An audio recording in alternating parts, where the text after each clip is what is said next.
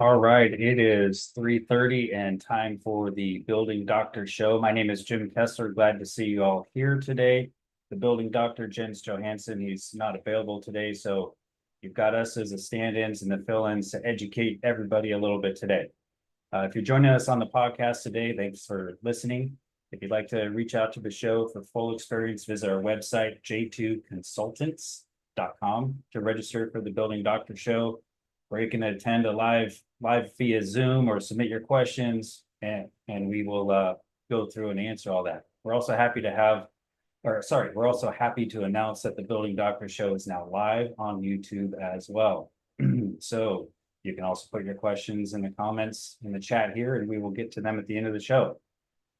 Today, we are talking about construction best practices and the J2 standard of care. So there's a lot to cover in that, and for that today, we've got a special guest, Mr. Neil Schiffman. Neil is a community association manager with FCS Management in Utah, and he is also the director of client support for the company. So he has a lot of people that he is working with there. So welcome to the show, Neil. Super excited to be here. This is a fun topic that is on a lot of our minds recently with various things going on. So a little bit more about Neil, because it's written in here, and we want to share all the good things about Neil and the work that he does. He excels at fostering strong relationships with homeowners associations and condominium boards, and ensures seamless operations and vibrant community living. So that's a comprehensive knowledge of property and association management. You've been doing this for a long time, so this is going to be right down both of our areas of expertise when we're talking about best practices as it relates to repair projects, maintenance projects, construction projects, all that fun stuff. And of course, you guys are all going to have a chance to ask questions of Neil and myself at the end of the show, and you can put your questions into the little chat, and it's going to be monitored by the team, and they will put all that stuff together. Neil, are you ready? So ready. This is going to be a fun time. I'm excited. And here we go. So our big conversations today are how to avoid headaches. And headaches are terrible for all of us. So we want to talk about the best practices just as an industry. You know, we talk about the what, the how, the who, and the when, and then a little bit about how J2 takes that and kind of changes it a little bit, because we know association managers have a lot of headaches. We know boards have a lot of headaches, and we're dealing with whether it's a high rise, a mid rise, a single family, or a community of multiple buildings. It's really important to be able to understand, you know, some of the basic principles so we can avoid problems at the end. When we talk about the standard of care, it's a little bit about the J2 way. So you're getting a little bit of J2isms in here and how we've kind of defined our expertise to make sure that we are helping our managers, we're helping our clients, we're helping our boards. Because headaches are a bad thing. Yeah, on the side of the world of managing all of these communities, we've got enough headaches going on. Nothing worse than something going wrong and causing a headache during a big repair project. Those are always a big time bummer. And for somebody like you, Neil, in your position, you know, you've got, let's say you have 8 communities and there's 100 owners in each one of those. That's 800 doors. That's a lot of things to try and manage and balance. And so having a playbook is beneficial. Yeah. Yeah. I would say more than beneficial, it's required at this point, right? Okay. You're getting into these projects, you're spending all of these owners' money to try to take care of their buildings, whatever that may look like, and not having that playbook or recipe book to kind of guide you through that process. Boy, oh boy, does that just turn into some unfortunate circumstances or headaches, as we may call them. Okay, so we're going to focus on you to start with, Neil. We're going to talk about some of these things that are headaches, and then we're going to talk about how we can deal with them. So some things that give association managers headaches. We're ready to start the repairs, but the bank said we need to hire a project manager to oversee the repairs. Or We've done an assessment for the building and already collected the money, but we didn't plan for the unforeseen damages. And one of my favorites, the contractor has provided a change order from their original scope of work to have the repairs meet code. Have you heard these before? Oh, Jim, I think that I've heard all of these multiple times on various projects. And it's just a bummer every time that these come up. You're prepared, you're ready, you think it's good to go, and you have to get a loan. And during that loan process, they say, okay, well, who's going to oversee the project? Oh, yeah, I didn't think about that. All right. Back to square one, essentially. Hey, we've collected a whole bunch of money. We're ready to start the repairs. And we weren't really sure what the nature of the repair was going to look like. You know, you're going to repair a roof, you're going to repair some decks, pretty common issues that come up through the age of a building. And there's dry rot somewhere. Now what? Ah, darn. And then also my favorite, I think you and I were sitting at the same table when we're talking to a contractor, like, wait, I have to do this to code?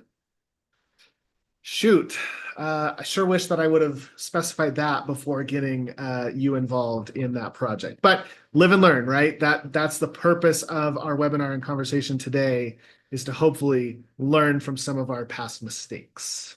Yeah, and what we're going to do is kind of outline a little bit of a plan. Here are some steps that we can take to avoid some headaches. But ultimately, these headaches, they lead to prices going up. There's delays in starting, there's delays in funding, contractors quit. You have to go back to the association or go back to your client and say, maybe we should have had a really good plan. We didn't have it. We're going to need more money now.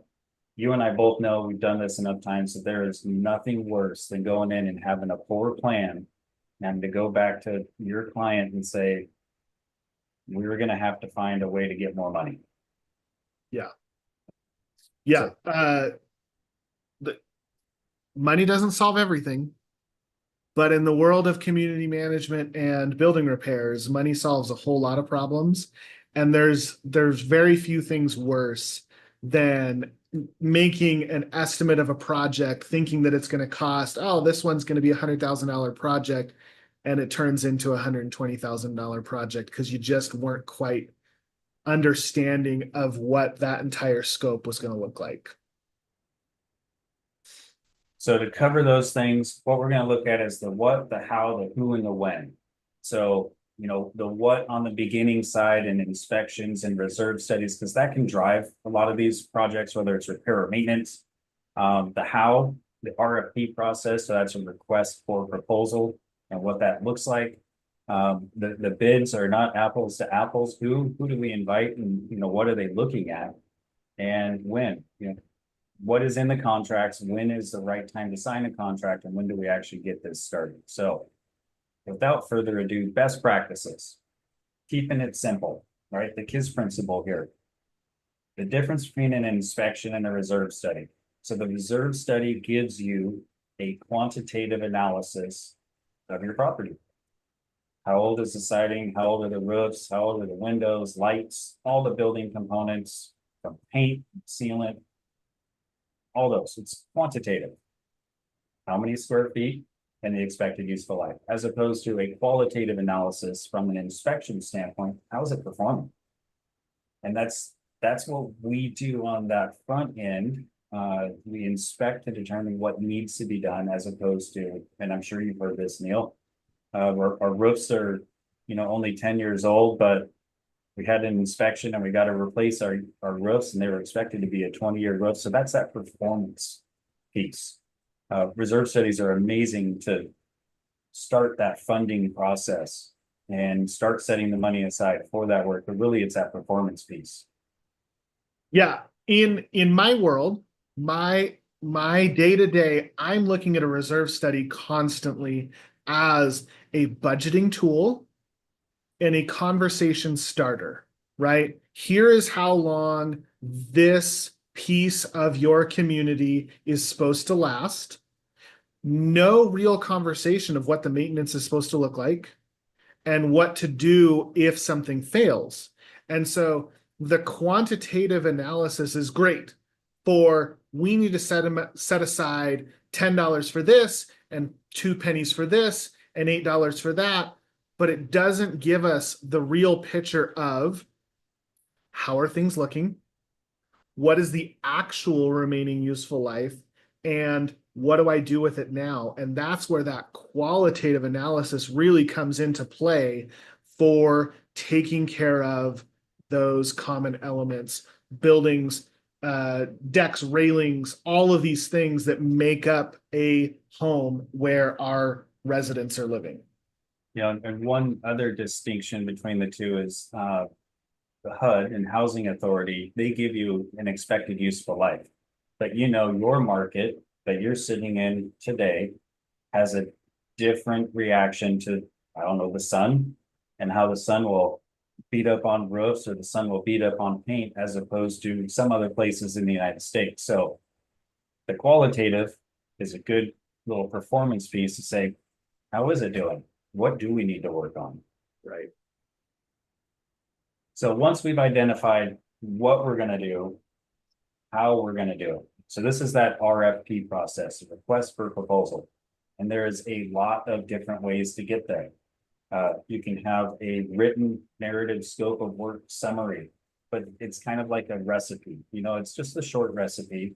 But we've all gone on and we've looked at recipes for something that we want to make, and you get like 20 pages of recipe, and you're like, oh man, that could be a lot of recipe. Our how oftentimes starts, and we'll get into a little bit of the J2, but the how often is a narrative that turns into drawings and details and specifications. So we've got an actual playbook, we've got materials, we've got sequencing, but it can be rolled down a little bit. So you at least have something you can give to a contractor. Yeah, so I'm new in the industry many years ago, and I sign up with a contractor to do some gutter cleaning. And come to find out, they didn't really tell me, oh, by the way, the rental of our lift is not included in this price. So dirty little secret in the world of community management. Many times we will go out to a contractor and say, hey, can you tell us what you think this is going to cost, what this would look like? And they give us their proposal. And from that proposal, I cheat and I take that information and turn that into my request for proposal, my RFP, that I'm going to send to 2 or 3 other contractors. Now, look, I get it. That works when your project is a couple $1,000s. The likelihood of this breaking the bank or turning into a completely sour experience, probably more limited.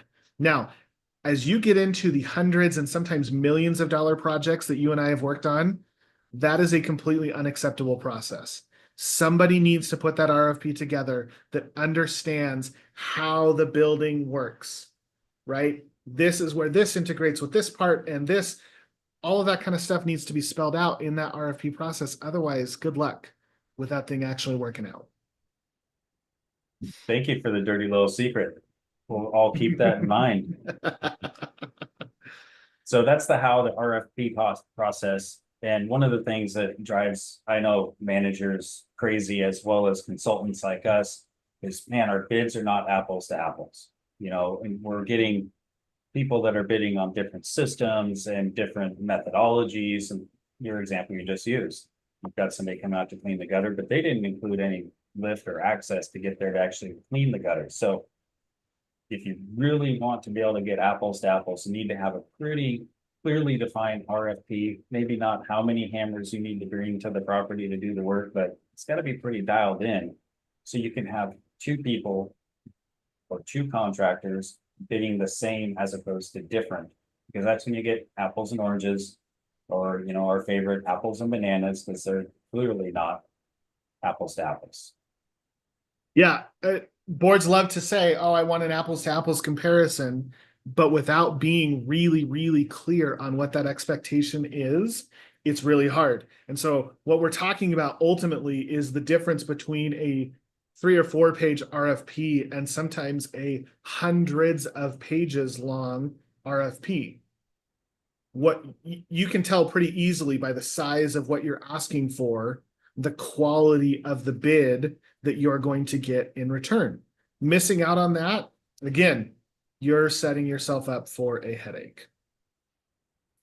Yeah, and these are just really simple best practices to try and make sure that we're going through whether I would say smaller repair and maintenance type projects, identifying what needs to be done, how the work is going to get done, the who, taking it to the contractors that probably have that specialty. And no offense to my roofer friends, but I probably am not going to have them do a bunch of window installations.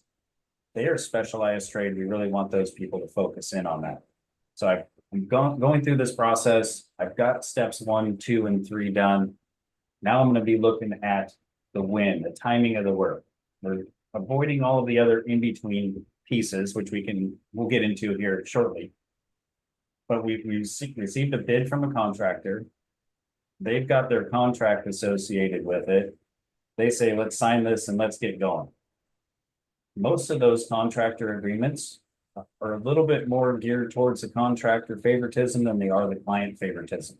So having a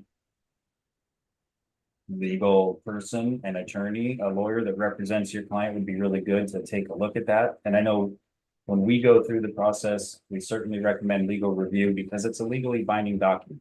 And being an agreement, the two parties agreeing on something, you have the contractor and the client, they are agreeing to do work this way. And the other little piece to look at is the contractor properly licensed and experienced to perform the work. So what if they're not a general contractor to do that? Well, and how many roofers or window guys or siding guys have a general contractor's license? Oh, I can totally do all of it. And you're like, well, I understand that maybe legally you can perform all of this work, but again, are you going to be able to put it together so that it doesn't fail in another couple of years? Right? That contractor process and looking at those contracts is so important. Now, couple $1,000s, hundreds of thousands, millions of dollars. The level of care of what you're looking at in those contracts, of course, are going to be different. And going with a contractor provided contract on a $5,000 little deal, great. Maybe that's okay. Maybe that's going to work out okay for you. But when we're talking an entire strip and reclad, for example, that's going to be a couple $100,000 for that building, maybe even $1 million for that building. That contract being written in the contractor's benefit. Headache. So we're avoiding headaches. We have 4 simple steps for best practices, repair and maintenance, whether you're an association manager, you're a contractor, you're a board member. Unfortunately, I am the board president for my association. I go through these things when we're looking at doing work. What are we going to do? How are we going to get it done? Who are we going to talk to? And then when are we going to start? So 4 simple tricks. Okay. So after 17 years of J2 going through best practices, now let's look at, a J2 standard of care. And Neil, you and I will be able to talk a little bit more about the J2 standard of care because it's developed a lot over the years and you've seen some differences and changes between not only our way, but other people's way. So feel free to weigh in on some of this. Oh yeah, this is where our conversation really gets fun, where we separate the disasters from the enjoyable experiences during the repair process, because it can be a good time, right? There are good things that come out of a large repair project, but it really requires a little bit of that Stephen Covey of beginning with the end in mind and understanding what direction are we going. Because if you come at that from the middle and try to work through both ends, headache.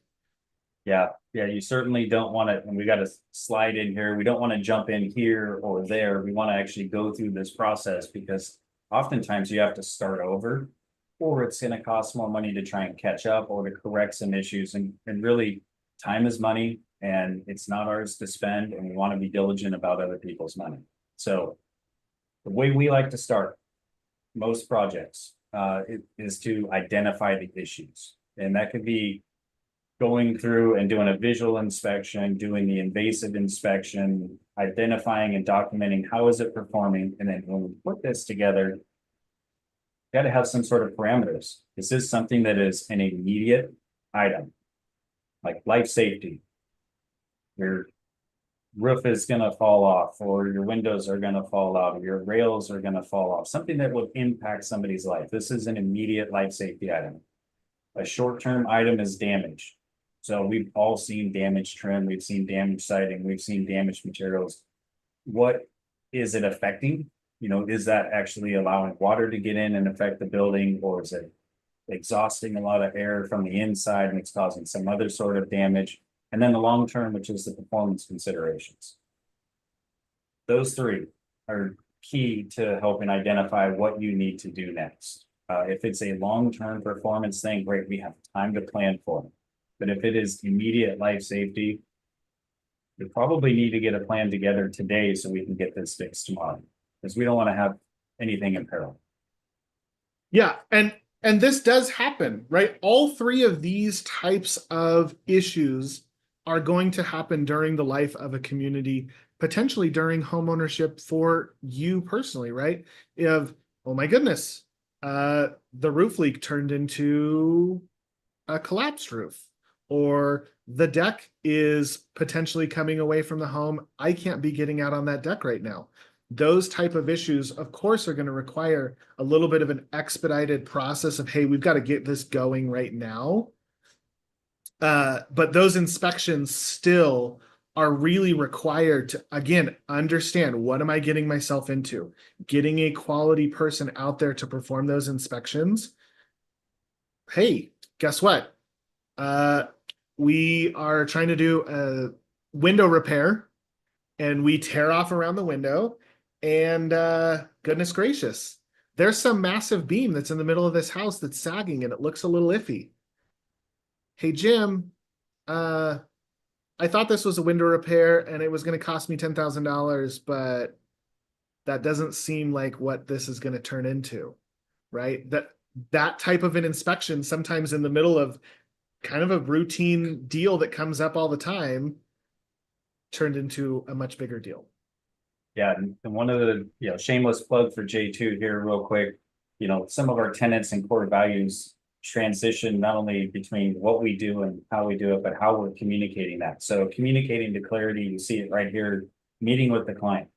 So we've done this inspection, we've written this report in engineer ease or architectural ease, or it's written in a language that can be sometimes tough to understand when you're talking about a defect or a system or a manufacturer's requirement. So meeting with the client, meeting with the manager and saying, okay, here's what we saw, here's what that impact is, and this is what it looks like.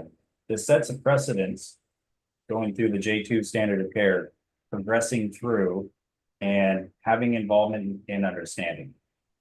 And I know you and I have been in a number of meetings where, hey, you inspected my building 5 years ago, and I need you to inspect the building again, but I want to hear that it's gotten better.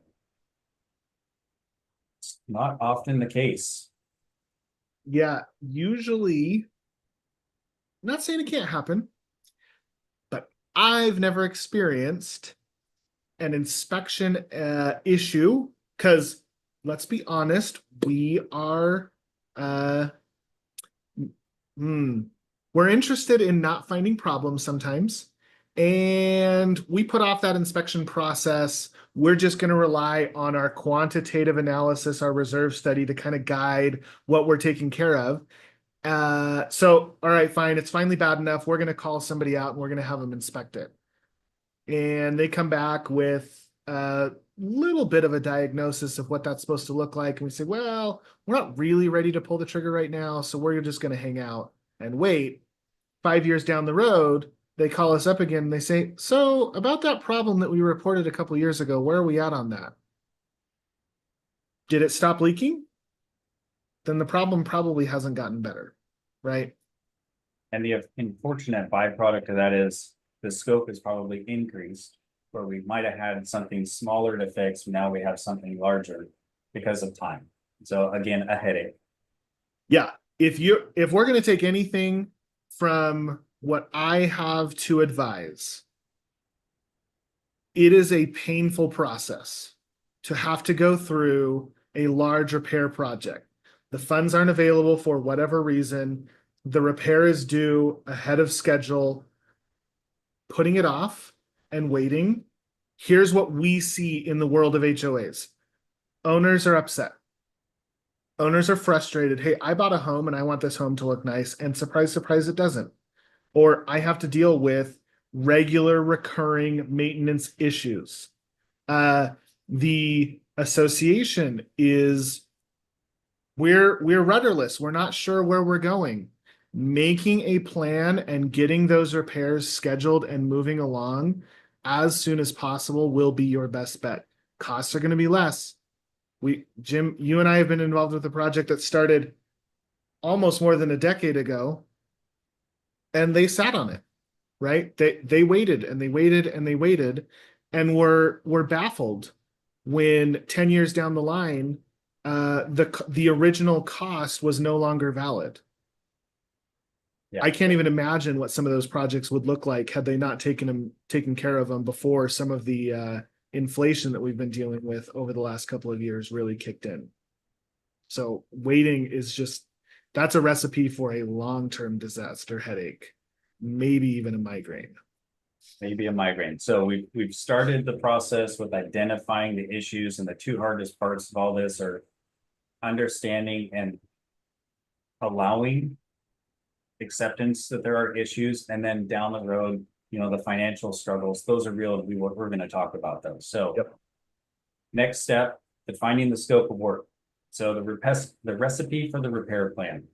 And this is where we want to ensure that we're getting apples to apples. We involve the client during this process because, to your point, we're doing a large scale repair project. We have to remove siding, we have to remove windows, roofing, whatever the case may be.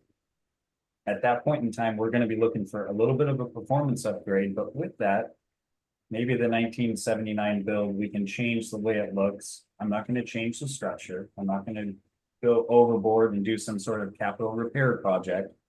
But what we're doing is we're going to make it look nice. We're going to make it look like a modern building, something that was built within the last couple of years. The scope of work.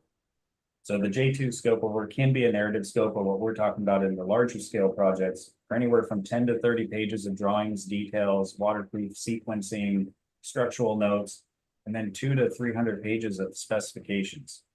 We really want to dive into, here's what we want, here's how we want it done, because we want to take this to contractors, because you often have to go to a multiple bidding situation. So how do we ensure that we're as close to apples as possible? You've got to really have a lot of information in them. Yeah, this is personally my favorite part of the process because the inspection and identification of issues very often follows some stages of grief where there's some denial and anger and blaming and all of these kind of things. And okay, fine, we're ready to kind of tackle this project. And during this phase, this is where it gets really fun because the owners and board members get to envision, they get to see some light at the end of the tunnel of, oh my goodness, my building could look like that. That's my favorite phrase. Oh my goodness, my building could look like that. Because many times their buildings, because of deferred maintenance or whatever, have not looked like an attractive place to call home for so long. And they can finally say, oh my goodness, this could be great.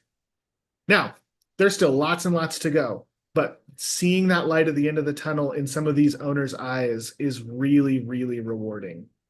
Yeah, and often with this scope of work, let's again use the example of a large scale project. We're going to start with the end goal in mind. Let's not talk about colors, but we can talk a little bit about it, but texture and assemblies and systems. And then from there, we're going to build this recipe. This is what you want it to look like. And then we're going to build that recipe. We're going to have a whole bunch of meetings and we're going to talk about this recipe development. And there is a byproduct of beautification. There's also a byproduct of increasing performance. So you don't have to go through this again. Build in a little bit of redundancy to protect that greatest asset that most people have. Yeah, absolutely. One of my favorite parts, in what we do and how we do it is doing the contractor interviews. Because we know the contractors, because we're working with contractors all the time. And in the majority of the markets we work with, there's a pretty defined number of contractors you can work with that do this work. We call it occupied remediation. They're vetted, they have insurance to work on condominiums, they know how to deal with homeowners, they know how to deal with, you know, a grandparent or a mother who has a cat at home or needs to work around a certain schedule because it's not an active construction site. We create the contractor interview questions. I'm going to send it off to Neil and his team. I'm going to send it off to his client, his board. Within that, there's a body of questions, and we kind of we guide the process. You know, the contractor is the hero, the consultant in this case, we're just there to guide. And at the end of it, a number of years ago, I created a little ranking game. Because how else do you walk out of an interview and decide who you're going to hire? Because there's the price of the work. They've all bid on the same thing. They did a presentation. They bring their leadership, and then what does your gut tell you? And I know, Neil, you and I have had numerous experiences in the interview phase where we had a vision that it was going to go a particular way and it went 180. Yeah. Well, because it's absolutely true. There are very few contractors in the world of multifamily housing who are willing to deal with occupied remediation. Everybody loves new construction. That's super fun. Occupied remediation and dealing with the escaping cat and the work from home situation and all of the things that come with that gets complicated. And so we have great relationships with all kinds of different contractors who do this work. And so many times we go into that contractor interview like, yeah, they're probably going to go with contractor A. And these interviews are incredible because you get to ask the real questions of that vendor. Okay, what are we going to do about parking?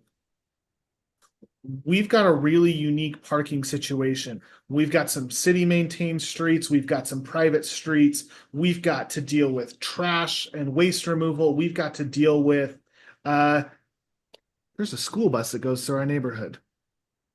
You're going to be out of the way at 7 in the morning and 3 in the afternoon so that this big bus can get through this community. Those types of questions come up during this contractor interviews, and it gives the contractor an opportunity to shine and show some of how they have dealt with similar projects in a creative way. So contractor interviews are a blast. And to the story of they pick somebody else completely, it wasn't about cost. This association, like all associations, did not want to spend more than they needed to. But because that contractor came prepared to deal with their unique situation and their weirdness, for lack of a better term, their weirdness of what they wanted and what their expectations were, because this is their baby, they went with a different contractor that was completely unexpected. And that's great for them. They got exactly what they wanted. And now, a couple years later that it's done, they couldn't be happier. Right. And this is a very important part of the process for involvement, you know, keeping people engaged and keeping people very involved. As many of these projects as we do, at the end of the day, it's not your dollars and cents or my dollars and cents to go fix this. There is somebody else that we have to be responsible to. So, you know, when a contractor says, man, Jim just doesn't give me any work. It's not my job to give you work. It's my job to put a recipe out there and prepare you for this. It's your job to go get it. And that example was perfect because I remember being a little shocked. Yeah. In a good way, you know, that they were not just looking at dollars and cents. They were looking at the entire package and what was presented and how much thought had gone into it.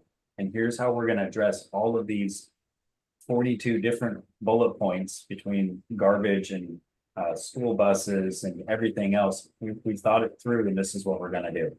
And it really weighs on a decision. And the other incredible thing is these contractors, they can't not be honest during sometimes a 90-minute interview. And occasionally they want to argue with the recipe. And you're like, no, I did step one. I've identified what my issues are. I've gone through all my stages of grief and I've accepted it's go time. I've defined my scope of work. I know what I want. Because if you don't know what you want, that contractor can come in and sell you whatever they like. Right? But because we've gone through those first two steps of this process, when that contractor says, oh, I think that we can deal with this in this way or that way, the board understands the questions and clarifications to ask to make sure that we're all on the same page so that they're getting what they need. So we've done the contractor interviews. We've likely made some selections or narrowed it down. We took it from 5 to 3 or 3 to 1. We're down there. We're starting to talk about contracts and contract language. So we utilize the AIA suite of documents, and it's because it is really mutually accepted between contractors and attorneys because it's mutually beneficial. But it defines the scope and it protects all the parties that are involved. There are indemnifications for everybody that's involved in a project. There's protection clauses, the right to terminate a contractor or the right for the contractor to terminate the client. You know, you've got to make sure that there's a good exchange and a good balance between those things because it's an agreement. So we're going back to that agreement. A contract is an agreement. We are agreeing to do this work for said price, and the client is agreeing to pay for said work at said price. Important step, legal representation needs to be involved because this is a legally binding document. Right. This is where the attorney's value really comes into play to make sure that, okay, we are ready to start paying this contractor for work. Have we crossed all of our T's? Have we dotted all of our I's? So you don't get caught holding a bag of, oh my goodness, I have to pay for a lift that I wasn't expecting. That's a headache that going through this process correctly and following these standard of care steps really can protect that association so that you know what's going to happen. This is where, hey, what happens if you damage that 100-year-old tree comes into play, right? All of those contract provisions need to be considered at this step for this to be successful. And I can't tell you how many times this process has, again, enlightened something with that contractor of what they are or are not prepared to provide during this. Porta potties. Nobody wants to talk about that part, but now what, right? Who's going to deal with that? Kind of need them. Yeah, something that if you're not prepared, if you don't have somebody in your corner to guide you through this process, oh no, now what? I didn't specify where I wanted that porta potty to go. Now I'm stuck with it in a place that maybe isn't my favorite. And I know that there's, you know, possibly people all over the country that are listening to this. Each different municipality, different state has different nuances. So Yep. This is why you really need to have, you need to pay an attorney to take a look at the contract, well versed in the contract language, so they can make sure that all the provisions are in there. And I remember first time working out of state, writing up a contract, and I included things that weren't allowed. So I had to get educated, and I was educated by the attorney. So I thank them for educating. Yeah. Jim, we're talking about millions of dollars, and you're not going to pay a couple thousand for an attorney to make sure that you're going to get what you asked for. And even at the $10,000 range, you still want to be protected because insurance provisions are contained within there. You want to make sure that you have necessary insurance and coverage. It could be if you were talking about the $10,000 window repair that grew into a beam or, you know, framing replacement. Provisions are identified in the contract and how you move forward. Yep. So it's protection. Well, and the other fun part that, again, we sometimes forget are those progress payments. You and I get really nervous when a vendor wants a 50% down payment. Hey, that's going to cause a headache. That's not something that you or I are ever going to advise our client to allow as part of their contract. But if you don't have the right type of advice, hey, you may end up getting a headache because you didn't think of those kind of things. So yeah, lots and lots of fun in this part. Yeah, those down payments, you know, on a $2,000 project, maybe it's okay, but on a on $1 million project, putting that kind of a down payment. I have a tough time ordering things online and paying for it and waiting for it to be shipped to my house, because I want it right now if I'm paying for it. So that's where the contract language and those provisions are really important. Well, I have been involved with this, never to the scope of millions of dollars, but we made a down payment to get some stairs repaired. Those awesome stair treads in the state of Utah don't do very well. And we made the down payment and the contractor disappeared. Board didn't want to pay for some oversight, didn't want to pay for a project manager to deal with this. Oh, we'll just take care of it. And that contractor disappeared and they were out $10,000. That's a headache that can be avoided when you're being careful and getting proper review of the contract. Speaking of dollars, the biggest headache of them all, the Yes. financial planning for the repairs and how are you going to pay for the work? Different states have different rules and different allowances for coverages here and there. Ultimately, it comes down to the client, the association is going to be paying for the work. And there's self-assessment, there's loan assessments, there's financial planning over a period of time to build up enough money to do this type of work. It really depends on the scope and where you're located, but this is probably one of the harder pieces. We've gone through and we've identified the issues, we've defined the scope. We've done the interviews and got the contract language where we want. Now, how are we going to pay for it? Sometimes this falls in a little earlier. We have to start having those conversations. We really don't know the price of work until we have the recipe and they bid it. So you kind of intermix this in a couple of different places.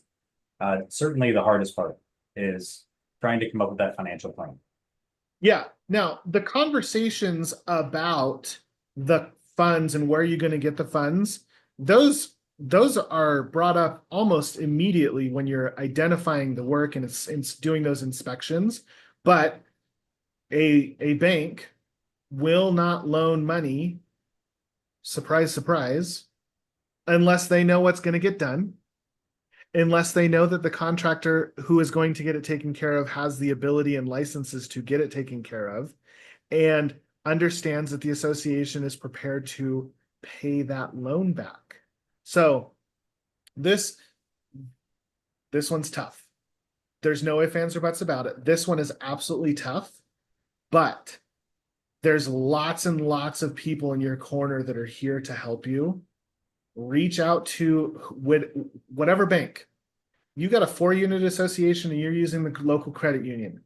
Go talk to them. You're a 1,000-unit community and you've got a big bank. Great. Go reach out to your banking representative and start this conversation to look at what this is going to look like. Now, there are worlds where we've saved up, we're ready to go, and those are super fun when the repairs come due, when it's time to do them, and they're just simple and great. But there's still some planning that needs to be done when you're going to make a reserve expense of hundreds of thousands and millions of dollars. So no matter how you slice it of where this money is coming from, how to pay for it is a conversation that's going to come up, and having somebody to guide you through that is really, really important. Yeah, and what we don't want to do is get too far down the road without having a financial plan or a financial discussion. We also don't want to have the financial discussion drive the scope of repair, because we're identifying the things that need to be done. We can go through value engineering, and that's a subset to all of these different scopes of work. And you can look at ways to try and take a little bit off here and there, and what is our risk. But you've identified the issues that need corrective action. What is it going to take to get there? And if it takes time, let's put time on our side, as long as we're not in that immediate life safety category. Yep. Yeah. So another little piece that we like to do at J2 is the contract administration. And every state is a little bit different as far as if there is a requirement or a desire, or if there is a bank involved. So this is administering the contract. So the contract defines the scope of work and how it's going to be done. And with contract administration, you have somebody who is overseeing the work, documenting the repair process, making sure that the contractor is following that recipe. and answering any questions along the way.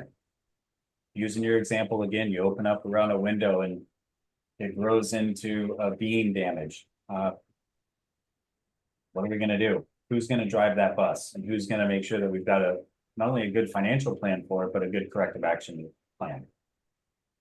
Well, and the contract administration becomes really fun because now, right, we're working through the repair and we're doing this progressive, okay, we taken care of building 1 and now we're going to get ready to start building 2. And when is number 3 going to be on the list?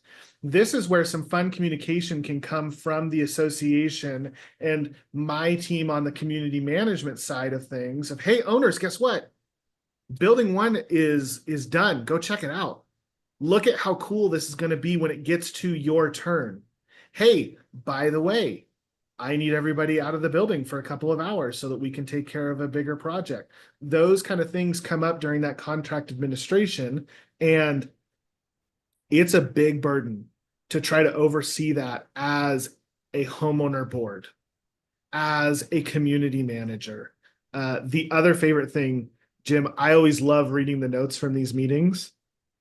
Because now I have some information that I can take to the next email that comes in. Hey, Neil, this contractor says that I have to, yeah, that is what you need to do. And here's why you need to do it. So the contract administration, those meeting minutes and things that come out of those is you're meeting and you're talking and you're communicating what the plan is and what's next on kind of the recipe to get this taken care of. Those are sometimes a good time. And one of the key parts of this for a lot of homeowners is we've been in those meetings where we just went through the financial planning for the repairs and we're talking about the struggles of having to pay for this. And sometimes they're older properties, sometimes they're newer properties, and it depends on how they were built. But the person says, who's going to make sure we're not in the same position in 10 years? Right. Who's gonna make sure we're not here again in 15 years? We want to pay for this once. And you've been in a meeting with me where I'll stand up and I've got my bright red shirt on and I say, hey, that's our responsibility. Our job is to make sure the contractor is doing their job. And if they're not doing their job, we need to do some corrective action on that.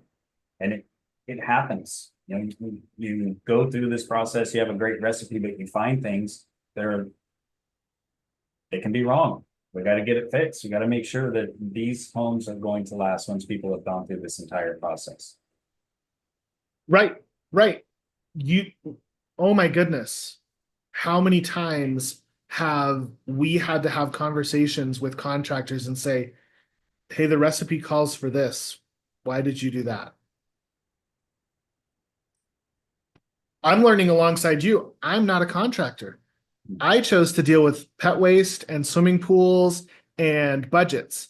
That's the world that I deal in. I don't know that you should use product A versus product B versus product C. That's something that my project management team, my J2, my building doctor is bringing to the table that I don't have an expertise in. But if you don't have somebody in your corner making sure that that happens, headache. Yeah, I've got a good example, and actually it was a property you and I were working on, and you may be aware of this, may not, but we were doing our initial kickoff meeting, our mock-up meeting, talking about all the products and the systems and the assemblies that we're going to be using. And so I was there for the mock-up meeting, putting siding together. So mock-up is building a wall that's not on the wall. So we're going to actually build a wall and we're going to practice. We're going to make sure that the contractor knows all of the products, knows how we want to see things go together, and we can document it. So if something comes up later, say, hey, here's the mock-up, here's the drawing, this is how these things are supposed to come together. And a person who turned into a good friend afterwards showed up and said, I went and got all the materials and here they are and I'm ready to go. Let's do this mock-up. And I said, would you mind handing me that material? So I took this particular product and I said, this isn't what we specified. You got something that came from the distributor that they put together in a bundle to provide to you. And we didn't specify because if you read this fine print on here, it's not compatible with the other products that we're using, which means one of the two are going to fail and melt. I said, I've been doing this for 25 years. I just learned something today. You've embarrassed me in front of my team, but I'm really glad that you caught that before we put this on the wall and we had some sort of a subsequent failure in, 5 to 10 years. Yeah, this is an education opportunity. This is I understand that the anecdote is kind of silly, but you're not letting the wolf guard the chicken house, because guess what? That contractor, if left to their own devices, is going to do what they're the most comfortable with. But that's not what the recipe is calling for. The recipe is calling for products that are going to work together to make sure that your building doesn't leak, fail, whatever, right? Those deck systems are wild with the things that they're required. And hey, by the way, the flashing needs to go all the way up here, not just to right here. And if you miss that, surprise, surprise, you will be back here in 5 years with a failing deck again. And the other really interesting part that I love about this, Jim, is in working with these contractors down the road on other projects, smaller scale, we're not maybe necessarily using a J2, and they're saying, oh, you know what? This is something I learned from J2.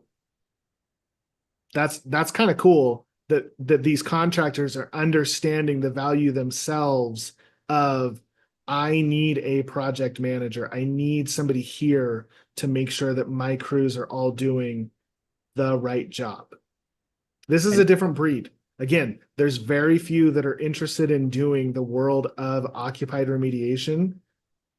Yeah, it's a job, and yeah, they're here to operate a business and all of those things, but they understand, I think, better than almost anybody, the value that this provides to these communities. They want to do it right.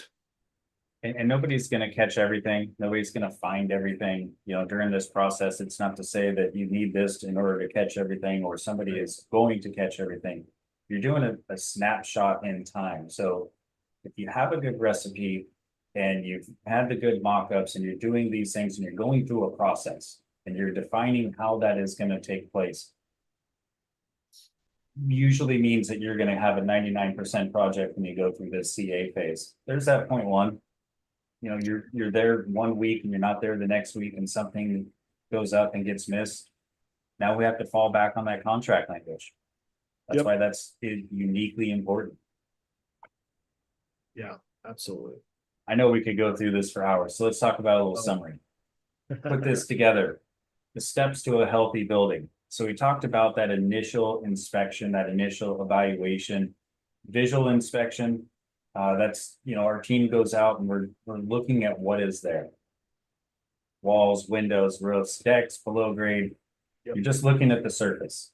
Right. The invasive portion is when we peel the onion. We're going to pull a little bit of the materials away to see what's underneath. How is it performing under there? Everybody can see when paint gets a little UV sunburn, but what's happening behind them. Developing the plan, specs, and scope of repair. That necessary binder. I've got lots of 3-ring binders in my office. I don't usually just have a concrete wall behind me. There's a bunch of binders that have all these projects and their scopes of work. Working through the funding process. It's tough, but sometimes there are energy rebates and utility rebates. Replacing windows, oftentimes you're going to get an energy rebate. Same with roof insulation or wall insulation. So look for those little things. I had a project, another shameless plug. We had a project, 8 years ago now, and they were doing new siding and new windows, and they were going to hold off on doing the roofs, but they had a very large project in the building envelope. And because they had older style windows, we submitted for an energy rebate, and the local utility company reached out and said, okay, here's what you guys are going to qualify for. But if you replace the site lighting, so think parking lights, you've got lighting over parking. If you replace those with LED, then we can bump this up. So doing a real quick analysis, it cost them $10,000 to replace the street parking lights, and they got an extra $50,000 from the energy rebate. And after everything was said and done, they had to check for $134,000. Now it's a very small drop in the bucket on a $2.5 million project, but there's $134,000 that they just saved. They got from the local utility company, they can help offset that loan balance. And everybody has a more efficient home. Yeah, and an unforeseen circumstance that happens with this, we try really hard to guide our communities at FCS through this process specifically, because energy companies are really interested in reducing power draw and getting those more energy efficient fixtures and lights and all those kind of things.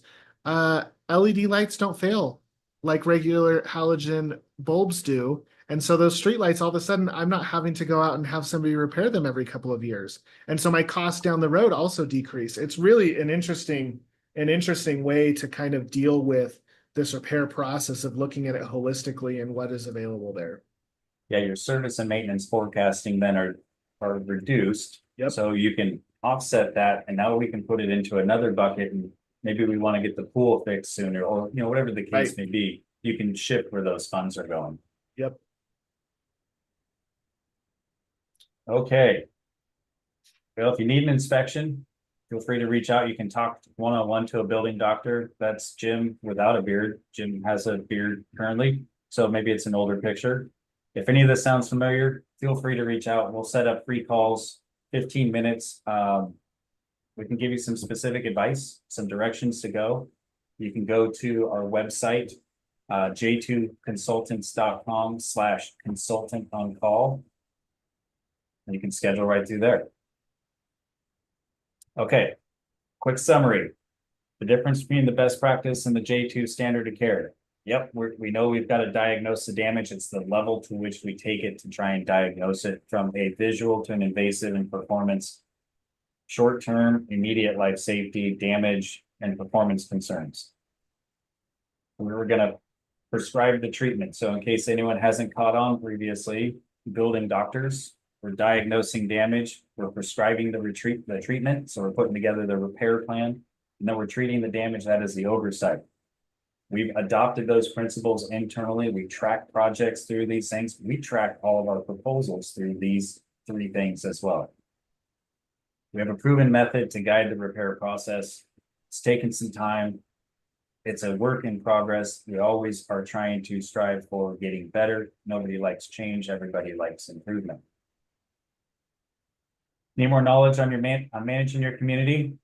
There's Neil. You can reach out to Neil S@hoaliving.com. Again, he's with FCS Community Management and Director of Support Operations. Yeah, happy to guide anybody through kind of what this looks like on the community management side. Board members, homeowners, anybody can reach out. Happy to guide them through this. This is really all about, and I didn't want to correct you earlier when you talked about vendors, but this is really about being a good team and good stewards to our client. Healthy buildings are happy people. A good consultant, they're going to guide a client through the ups and the downs, diagnosing the issue, prescribing the repair plan, overseeing the treatment or repair to correct the known issues. It's a team. It takes a whole team to get through this process. And sometimes there are headaches. Even in the best laid plans, there are some headaches, but we've seen it. We've been there. We try and get through all of those, improvise, adapt, and overcome. Yep. Okay, now we're on to the favorite segment and our Q&A session.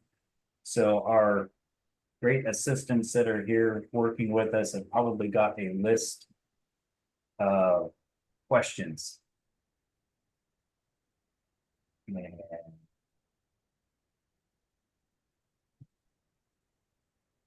going to get instructions on how to find that list.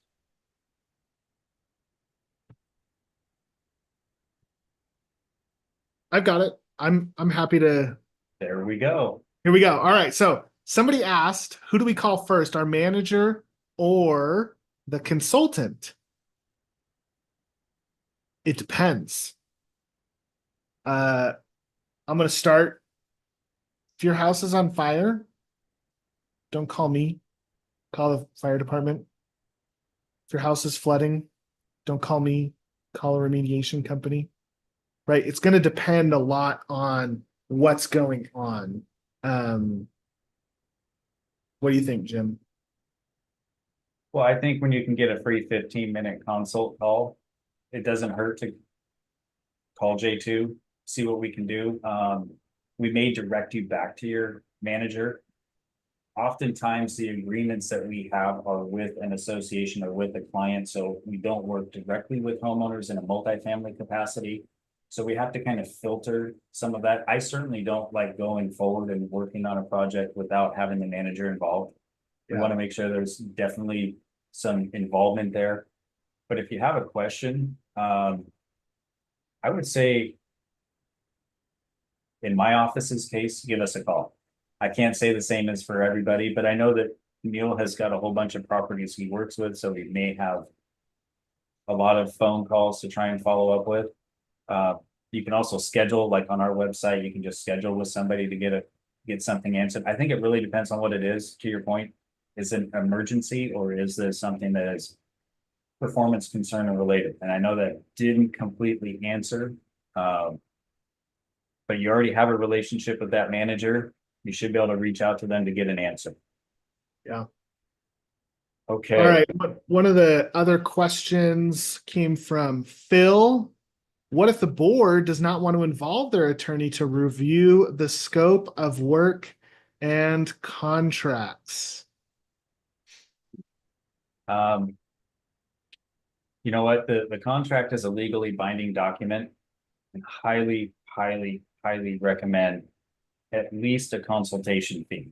And if you have an attorney that you work with for your HOA, somebody that represents you, it shouldn't take more than an hour for them to take a look at it or schedule a call and say, we're looking at taking on this type of a project. If it is a small maintenance project, you know, economies of scale, maybe I don't need as much legal representation, but if we're talking about a larger project, absolutely an attorney needs to look at the contract. Now, we're well educated in contracts and contract language, but we're not attorneys. So I can only provide legal guidance after hours and on weekends when I won't get in trouble for it. We do put together the boilerplate information for the contracts, and then we give that to the attorneys and say, please do your thing to make this fit your client's needs. Now, as far as the scope of work, they're experts in their field of legal representation, maybe not so much in the scope of work. So I don't think you need to involve the attorney in the scope of work, except as it relates to the contract. So they certainly need to know some of it. Right. Where's the area of expertise? Is an attorney really going to understand what that scope of work looks like? Now, Jim and I, we've worked together on quite a few projects, and I have done many more projects where the board has chosen not to engage a consultant, has chosen not to get somebody to put their scope of work together. I was a contractor for 30 years and I understand how to put this together. Look, I get it. You're trying to save money. You're trying to go out of your way to serve your community and all of those good things. Your association insurance, and this is going to come up with another question that somebody asked, does not cover the board making decisions that are outside of what we call the good business judgment rule. If they are getting advice from a professional and for whatever reason something goes south, your association's insurance will cover the board and the association in those instances. If you choose to go against that advice, that coverage disappears. This is not a scare tactic. This is not anything other than you need to do your fiduciary duty with your association as a board member to make the best decision for your association, not for your pocketbook, not for the owner's pocketbooks, and not just because it sounds like a fun time to do because you're a retired board member. That's a little bit harsh, but that is the reality of this situation. And I don't want to take anything away because every association I've ever worked with has had people that are contractors or engineers or architects that are involved. I like to have their involvement. Absolutely. It's great to be involved. but they're involved. They're not writing the scope. They're writing it with you. The whole board is writing that scope with you. They're making sure that what they want is going to make it, Yep, absolutely. but they're not the one whose name is on that scope. Okay, hopefully that answers that. Let's right. see. You got it now? I've got it now. Thank you. Okay. I got technical support. Yeah. Our original bylaws state that each element of the building for each unit is the responsibility of the owner, but the whole building needs a reclad. Is it better to do an inspection now, or should we work to change the bylaws first? I think both are true. You need to understand what needs to happen. So saying that it needs a reclad, why would be my first question. Is it failing or is it old? And so understanding that, but these types of things with limited common elements in the exterior of the building, because I just did a segment on windows, I think a month or two ago. They are written in various ways where, you know, the windows could be the owner's responsibility. I like it when these limited common elements are written in the way that the frame is the association's responsibility, whereas the glass is the homeowner's responsibility. Because if your favorite team loses the Super Bowl and you get mad and you throw your remote or something and you break the glass, you should be responsible for that. But the frame and as it ties into the building envelope is the responsibility of everybody. So if I am on the 3rd floor and I decide I want new windows and I put new windows in, and it's, let's say it's not done right, and my windows leak, it's gonna affect the 2nd and the 1st floor more than it's gonna affect the 3rd floor. So then who owns responsibility for that damage behind the siding? So I would be working on the bylaw change that's on the legal side, working with your attorney, putting it before the association, probably has to go to a vote. Neil, you're the expert in this area. Yeah, this is my bread and butter. This is what we do all day in the world of community management, is try to interpret what those governing documents are talking about for maintenance responsibilities and things like that. And very typically, there is language that allows the association to have, at the very least, some architectural control to require the repair process to be done a certain way. Now, do you want to bear the cost as an association for that maintenance and all those kind of things? That's a philosophical question that you guys are going to have to deal with on a community by community basis. But the repair process and how that gets taken care of as an entire building envelope, instead of a dirty word Frankensteining it together, you absolutely are going to have some kind of control over that process. And there's some economies of scale of doing the building all together versus unit 1, 2, 3, 4 in a fourplex or something like that, each of them picking a contractor and trying to put it back together afterwards. That gets really, really complicated. So whether you want to go through an amendment or a change to your governing documents, again, philosophical, you guys are going to have to decide that. But putting the building back together through kind of one process of one standardization of here's who's going to do it, here's how they're going to do it, and here's what it's going to look like when they're done. That's important to look at. Agreed. And tying those components together is very important. You want to make sure that you've got a uniform, in our world, the uniformity of the weather resistant barrier, the window installation details, and all of those components, so water is shedding away from the building, as opposed to, you know, one contractor does it one way and one contractor does it another way. So now I've got water that's pouring into my basement or my foundation or my neighbor's home because there is one mislap in that building envelope. So to answer the question, I would be working on changing the bylaws to what Neil is talking about, and I'd have an inspection done to understand why you need to do that. To make sure that is it an age thing? Is it a performance problem? There's a lot of different components that go into it. Sometimes we look at a building and say, oh yeah, they do need to start over. And sometimes we go up to a building and say, it looks really good. Let's do some maintenance. Let's have some sealant work done, maybe a repaint, and let's inspect it again in a couple of years and make sure it's still holding up. Yeah. Okay, let's see. Another question. As a board member, how do you address sticker shock from the community on a multi-million-dollar project?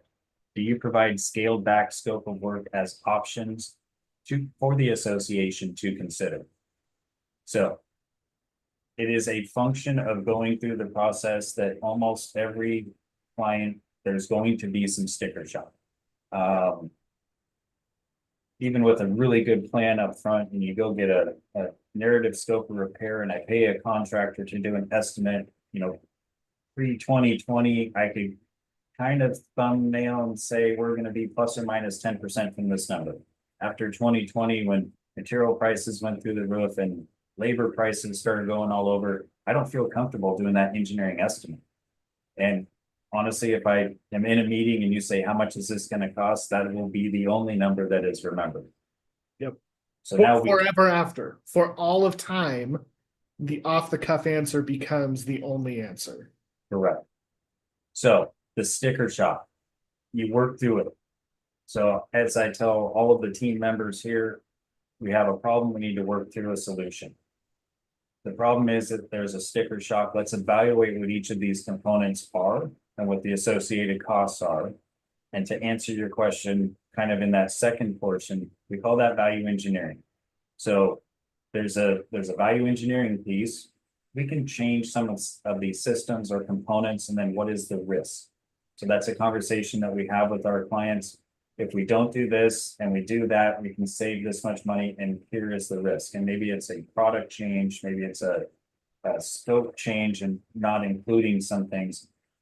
What I try to avoid in the scaled back scope is let's just do one elevation and we'll wait on the other elevations.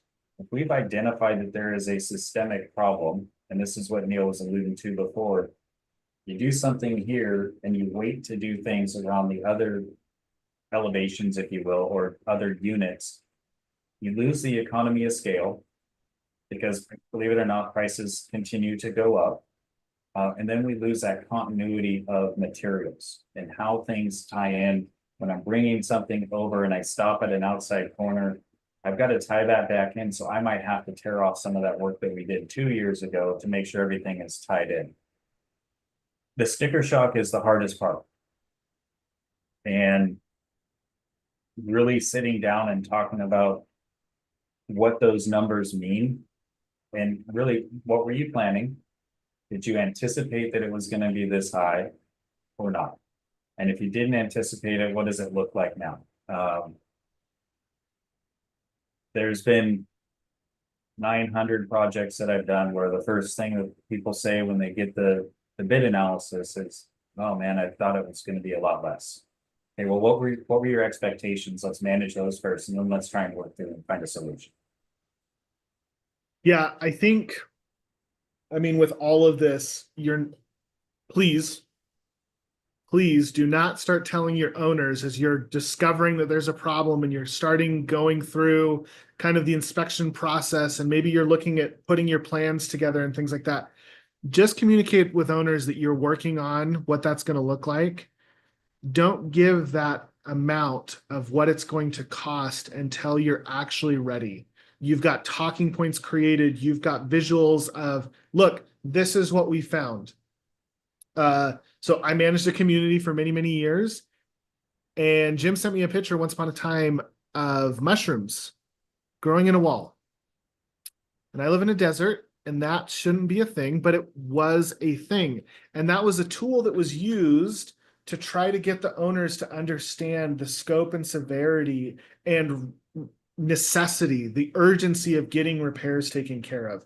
All of that's going to be part of that conversation of multiple board meetings with owners and homeowner forums and discussing and reviewing and looking at that with those owners so that they get comfortable with what this is going to look like. Because guess what? It is a sticker shock. Nobody wants to have to repair these buildings. I moved into this association for maintenance-free living. Now, why do I have to pay? Right? Those are the questions that we get to deal with on the HOA management side all of the time. Yeah, it's a bummer that things cost money, but ultimately tackling it and getting your arms wrapped around it and making a plan to get it taken care of will serve you much better than allowing the uh the naysayers of, oh, this seems expensive, or this seems out of touch with the damage that I'm maybe seeing in my particular unit. Uh, that's going to lead to quite a headache. Yeah, so reading into it just a little bit further as a board member and as a community, right? So as a board member, you're probably well versed on everything that was discovered that went into the scope process, and you were part of that, and you went through the bidding process and maybe the interviewing process. So you've been part of the process. So you're educated on why this needs to be done. Maybe they don't have that same level of understanding. So that's when let's have a meeting. Let's go through some of these reports. Let's talk about why we need to do this. The education and communicating the clarity is key. And it doesn't mean that everyone's going to believe you all the time. I know that oftentimes on these projects, you'll have somebody stand up and say, hey, I'm a contractor and it shouldn't cost that much. Okay, well, here's my recipe for the work, and here are the contractors, and here's the timing of it, and here's what they pay their employees. Where would you be? And, you know, you really have to, not to put somebody on the spot, but trying to get them to understand that a lot of work has gone into the process, and nobody is trying to retire off of one of these types of projects. We're here to get things fixed so we don't have to have anyone come back. We're trying to stop, as Neil was alluding to, the mushrooms growing inside somebody's home or outside somebody's home when you live in the high plains desert and there shouldn't be mushrooms there. Okay, let's see here. So it looks like we've answered our questions. And Neil, I think it is time for you to participate in the giveaway. This looks like the J2 swag bag giveaway. All things J2. Got yourself the charging ports and a coffee mug and some cups and a level and your aviator Top Gun sunglasses and the J2 holiday hat. So I need a number from you, Neil, between, let me double check here, between 1 and 8. 1 and 8. Boy, I got to go with 7. There's a former life where I cared about a certain quarterback. Seven's my number. 7's your number. Okay, well, Carolyn and Brooke are going to be finding out who number 7 is and reaching out to them and get this giveaway in their hands. Yeah, awesome. All right. Did you know that we also have a whole bunch of free resources for boards and managers? You go to our website, let's see, it says on there, oh, there's a QR code and it says learn.j2consultants.com/resources. It's free. Everything that we have, educational content, resources, all that kind of stuff, it's all free. We put it out there because we're trying to educate. We want to share the things that we have learned over the course of the last 17 years of being J2 and the combined 100 years or so we have in the construction and consulting world. So go there, look. If you don't find something, reach out to us. Maybe we have it. Maybe it's something that's in the archives and we've moved on from it. Or maybe it's something that we need to cover as the next topic. Free for everybody, new boards, new managers, old boards, old managers, good resources in there. And you can also stream this webinar wherever you go. New episodes are twice a month. So the regular building doctor, Jens Johansson, will be back to cover some of those other building doctor topics. We'll put it out there again. We want to make sure that you guys have the information. You're getting guided in the process. It doesn't mean that all of this is for our benefit. This is for your benefit. We are a part of a team, and we want to make sure that that you're getting the information that you need to make the right decisions. And thank you for the questions. I hopefully we answered those. And if not, reach out to us and we'll see if we can give you a little bit more clarification. Be sure to rate 5 stars wherever you go to see the podcast. Neil, thank you so much for being a guest. I knew you would enjoy this. Yeah, this is a good time. You and I have these conversations quite often, dealing with issues that come up. These buildings, they need to be maintained, and it's a difficult thing to navigate. So happy to have done this. Yeah, it's definitely never easy, and we've had our ups and our downs and trials and tribulations, but we get through a lot of these things and we learn a lot along the way. And hopefully that's something that Neil or myself can share with any one of you that need any additional support or guidance. So with that, have a great afternoon, have a great evening wherever you might be. I'll see you in a month for another episode of the Building Doctor Show. Take care. Thank you. Bye now.